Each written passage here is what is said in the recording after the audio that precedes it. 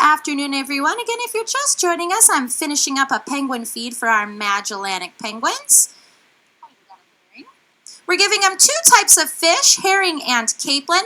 Capelin is the smaller fish here that our oldest bird, who is 16, loves. Her name is Whatever. I did not name her, but it's a pretty cool name.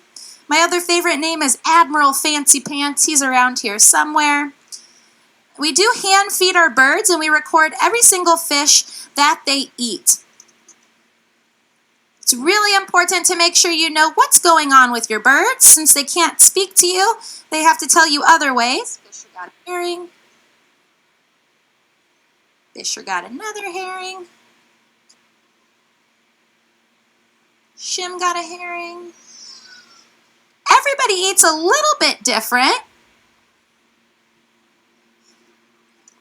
Sometimes Shim gets a little bit nervous when he can't see both of my hands because every now and then we have to look at these guys and catch them up. So he's making sure I'm not going to do anything tricky to him. But I've developed a pretty good trusting relationship with Shim. And they only get yearly physicals. So there's only one time out of the year where we have to catch them up. They get a blood draw. We look inside their mouths, their eyes. Everything you would do if you went to the doctor to make sure you're nice and healthy, except you're not a bird. So sometimes we look at their preen gland. It's also called a uropygial gland. It secretes oil, and that oil that it secretes helps preen or condition the bird's feathers.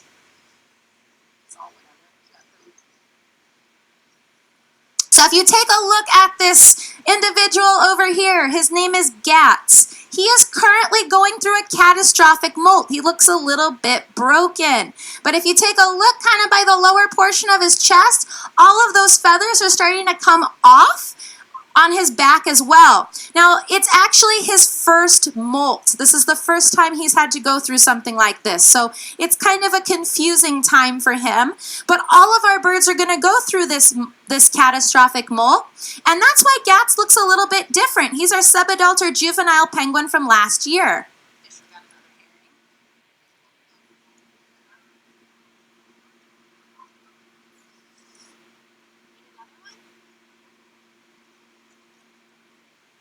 And Fisher here is actually bulking up for molt. So instead of eating about 4 to 5 herring, he's actually had 9 herring today. And this is our second out of 3 feeds. So these guys really bulk up ahead of time because they have 75 feathers a square inch. That's a lot of feathers. That feather structure is what's keeping them dry in the water.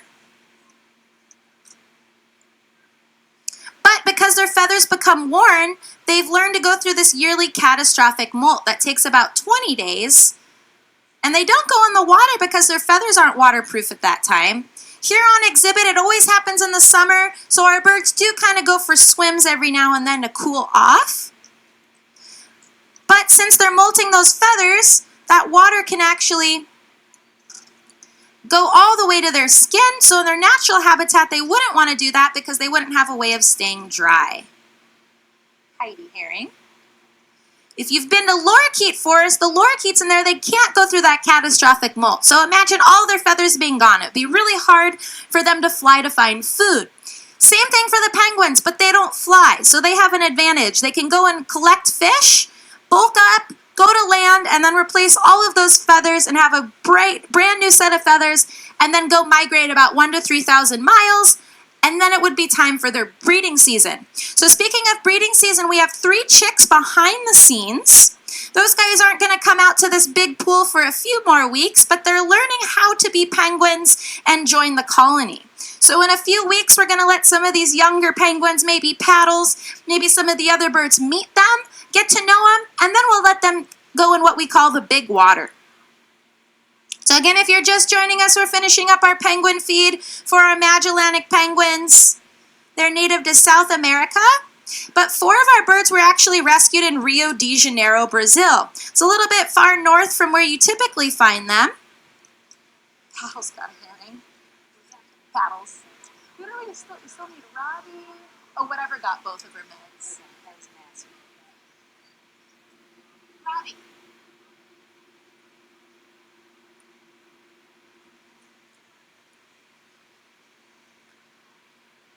And we will be feeding our birds again at 3:45, but we had a very successful feed. Usually the second feed's a little bit more of a snack feed, but our birds weren't very into their feed in the morning.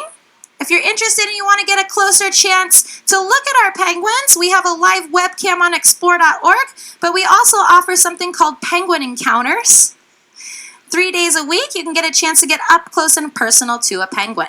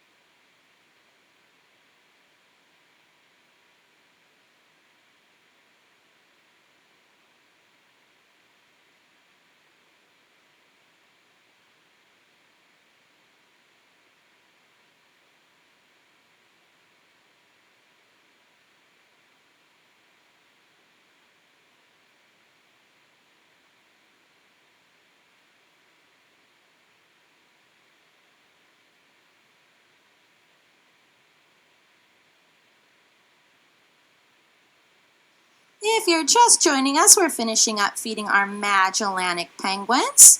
Lily just ate a capelin, which is pretty cool. She usually only eats herring. She's got another one. Anderson got a capelin. So we are recording every single fish that our birds eat. It's really important. Anderson capelin, like Robbie. Robbie decided he didn't want to eat. I tried to help him eat, still didn't want to. He could be totally fine. He might want to eat at the last feed. But it's always something to note. If our animals are doing something out of the ordinary, we log it. We have a vet team that helps us take care of our animals. So if anything's weird, they can go ahead and help us by taking a blood sample or just doing an observation of the animal.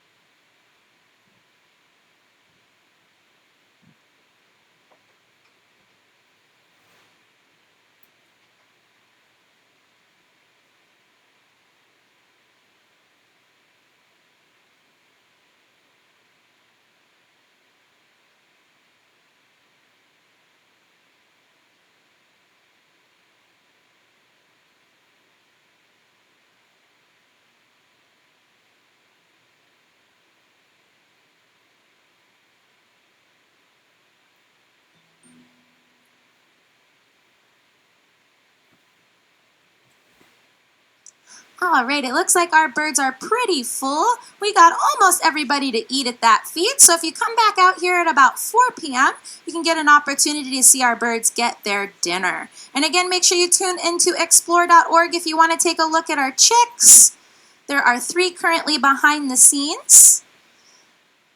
They're getting used to living behind Penguin Beach, but since they grew up in a nursery, we're slowly acclimating or getting them used to living in an open air environment.